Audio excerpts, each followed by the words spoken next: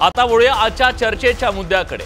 मंडळी, या महाराष्ट्राला वसंतराव नाईक आणि सुधाकरराव नाईक असे दोन मुख्यमंत्री देणारा बंजारा समाज आज आपल्या अस्तित्वासाठी झगडतोय, संघर्ष करतोय, लाखोंच्या संख्येने रस्त्यावर उतरतोय।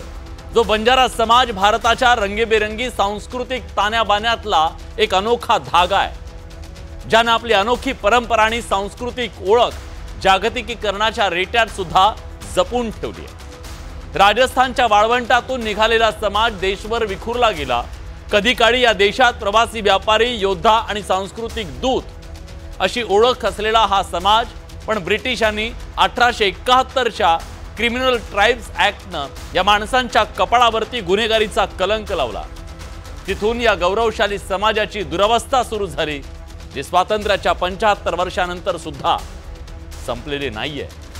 जो समाज आजही गाव खेड्याच्या बाहेर आपल्या तांड्यांवरती गरिबी निरक्षरतेच्या साखळ दंडाने बांधला गेलाय।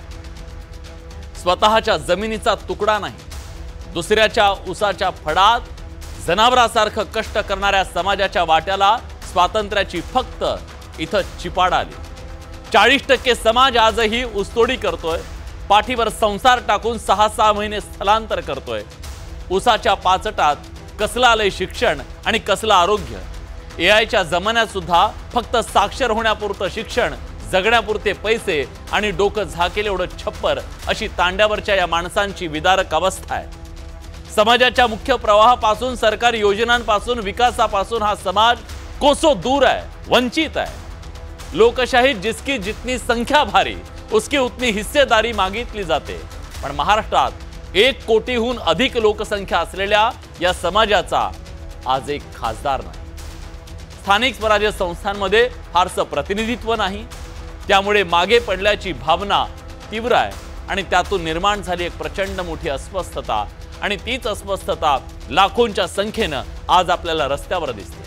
बंजारा समाजाची एसटी अर्थात अनुसूचित जमातीच्या आरक्षणाची मागणी तीव्र झाली आहे आणि या मागणीचा मुख्य आधार हैदराबाद राज्याच्या गॅझेटियरवर आहे, ज्यात बंजारा समाजाला आदिवासी किंवा एसटी म्हणून वर्गीकृत केलं आणि याच गॅझेटियर स्वातंत्र्यपूर्व काळातला निजाम शासनाचा आहे आणि तोच मराठा आरक्षणाच्या संदर्भात लागू करण्यात आल्यानं बंजारा समाजाने सुद्धा याचा आधार घेतला।